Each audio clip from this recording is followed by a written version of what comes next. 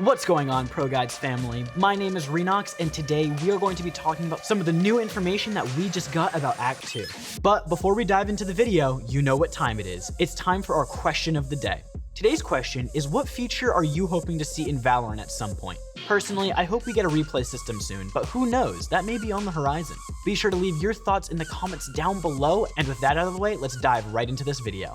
Starting things off today, we have the rumors about a free-for-all deathmatch mode that is going to be coming to Valorant. There was some code that was analyzed and leaked to the public that seems to hint at some sort of deathmatch for all maps, as well as it being sort of a warm-up mode. The code hints at something like deathmatch being played at a casual playlist, sort of like Spike Rush. It seems like when you would queue up for deathmatch, you would get dropped into one of 3 selected maps. There would be a small warm-up period before the game actually starts. Once the game actually starts, it is unclear if there is a certain amount of kills you need to hit in order to win, or if it will be more like CSGO, where it's based on who gets the most amount of kills in a certain period of time. It also looks like the mode will be free-for-all, unlike CSGO, where it is team-based with team attack off. So it will be you versus the world, which may imply that there will be a kill counter that you do need to hit in order to win the game. We don't know exactly when Riot plans to implement this game mode, but it makes sense that they would want to add this with the release of Act 2, but for all we know, they could be saving it for a later date. Of course, until Riot officially releases more information, we won't really know exactly how this mode will turn out, but only time will tell, and I'm glad to see that Riot is trying to bring more practice modes to Valorant to help people warm up and practice better.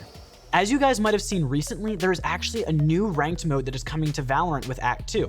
If you haven't already seen our full video on it, be sure to check that out after this video. Link in the description as always. But for this, we will be keeping it pretty short. So as the act ends, your act ranked will consist of the 9 best ranked wins in that particular act. Your act rank is something that will stay on your profile and anyone will be able to look at it and you can boast about it to your friends. During the next act, you will only have to play 3 placement matches as well in order to get your rank, but it will most likely be a couple of tiers below where you were for the previous act. This is no issue though, as if you perform well, Riot promises that you will be able to quickly regain your previous rank. It seems that Riot is also opting not to add an Act 1 badge, because we figure you will want to know what you're getting into before commemorating it with a badge. Again, for Act 2, you'll be able to earn that Act Ranked badge, which memorializes your Act 2 competitive skill and will display on your player card during Act 3 competitive games. Riot did just say that you will still be able to look at your ranked badge, but it just won't be visible to other players yet. Another good piece of news for you guys grinding ranked is that your placement matches won't actually count towards your Act Ranked badge. So even if your team throws your placement, you'll still be given a bone to claw back and prove yourself.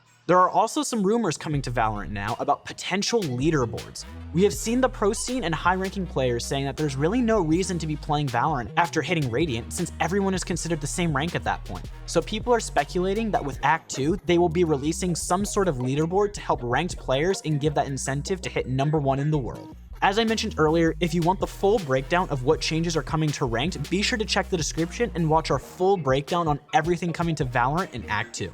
Alright guys, we get that this is the thing that you have all been waiting for. Yes, it is confirmed we are getting a new agent for Act 2, and we even have all of their abilities and their look down already. We don't know too much official information about her backstory or lore, but we have covered her in a more in-depth video linked in the description down below.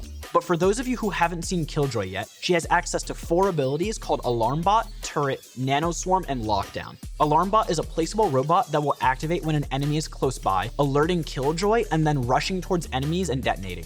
Turret is, just as it sounds, a turret. It can be placed anywhere and it has a 180-degree field of view. When it detects an enemy, it will activate and start shooting them in 3-round bursts. The shots from the turret don't actually deal as much damage as you might think, as they seem to be pretty weak. This is probably to reinforce that abilities aren't supposed to get kills, just set up for kills, RAZE notwithstanding. Nanoswarm seems to work a lot like Viper's Poison Cloud in the sense that you can throw it and activate it at will. Unlike Poison Cloud, when activated, it will be consumed and create a damage-dealing zone that will hurt all caught inside its area of effect. As it looks right now, we think that the orb is invisible on the ground, and it remains to be seen if it can be destroyed or not. Last but certainly not least, we have Lockdown. Lockdown is a giant beacon that after a lengthy wind-up period, about 15 seconds or so, will really proceed to mess up the day for any enemies caught inside of it. It will slow your movement speed and probably some other debuffs that we just haven't seen quite yet. I can't wait to see how people will find some crazy way to get behind the attacking team like on Ascent or Split and set up a Sage wall behind them in B main while Killjoy uses her ult at backside on Ascent. As we mentioned earlier, if you do want a more in-depth analysis of Killjoy and her abilities, then be sure to check out our first look at Killjoy video, link in the description as well. Next up on the chopping block are some potential future changes to agents that Riot is going to be introducing.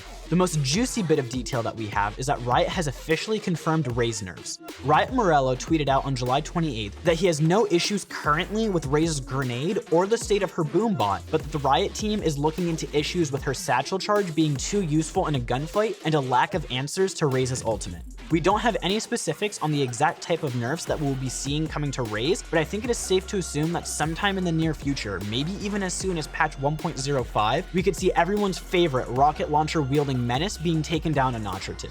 Be sure to let us know what you think about RAZE and this potential RAZE nerf. We know there are a lot of people on both sides of the fence that think RAZE is fine in her current state, and people who think RAZE does need a couple nerfs. So what do you think about the potential changes coming to her Blast Pack and Showstopper? Alongside RAZE, Sage may also be receiving some changes as well, and not for the better. We all know that Sage has received quite a few nerfs since she was first revealed in beta, and it looks like Riot might be hitting her with some more nerfs once again. One of the Valorant devs mentioned in passing that they are taking a look at Sage's current state in the meta. So it's not confirmed that Sage will be receiving some changes, and I don't think we will see them in the next patch, but it is possible that we will see some changes coming to her in the future. As a free-to-play game, I think that the one thing we all expected to be making a reappearance in Act 2 is another Battle Pass. Valorant is a free-to-play game after all, and so it does make some sense that they're going to be adding another Battle Pass into the frenzy to try and get some more funding like they do with League of Legends and skins in that game. There was a bit of controversy lately around Valorant's Battle Pass, however, as some people took to Reddit to do a deep dive into the Battle Pass and see how long it would take to complete before Riot Swaggernaw, I hope I'm pronouncing that correctly, came in and confirmed that it would take about 100 hours to complete the Act 1 Battle Pass. This isn't that bad and equates to about 16.3 hours per week of playing Valorant, obviously fluctuating a little bit depending on how often you complete the daily and weekly challenges to earn that extra XP. There was also some controversy around what some people are dubbing the Radianite Point Pandemic, with Riot practically telling people that buying Radianite is a bad idea, with the red -20%, -30%, and -40% deal modifiers when looking to purchase Radianite. One would assume that there would be some other good ways to obtain it, but it turns out there really isn't. The Premium Battle Pass will award you with 130 RP if you max it out, and if you decide not to spend the extra cash on a Battle Pass, you will only have around 20 RP from the free version of the Battle Pass. At this time, it is not possible to gain RP from anywhere other than the Battle Pass or buying it directly from Riot. So when someone wants to try and upgrade their skin collection that they already probably paid over $20 per skin for, or upwards of $70 if they bought the bundle, they might be able to fully upgrade one skin maybe with 75 RP, but now they don't even have enough to fully max a second skin without giving or spending some more money to buy the points that Riot even labels as a bad deal. While we understand that Valorant is a free-to-play game and they need to make money somehow, is getting people to spend $70 on skins and then saying that they also need to drop an extra $20 to fully upgrade 2 skins even if they already gave Riot $10 for the Battle Pass really in the player's best interest? Personally, I hope Riot takes a second look at this system before the Act 2 Battle Pass rolls around. Otherwise, I think people might start to catch on to this trend, and I don't think they're going to be happy. If you are someone who is happy spending this extra money on Valorant, however, you'll be happy to hear that Riot just added a new collection to Valorant, the Sakura collection. Each skin costing 1275 RP, they only have one upgrade available, meaning that your precious RP might be able to survive for another day.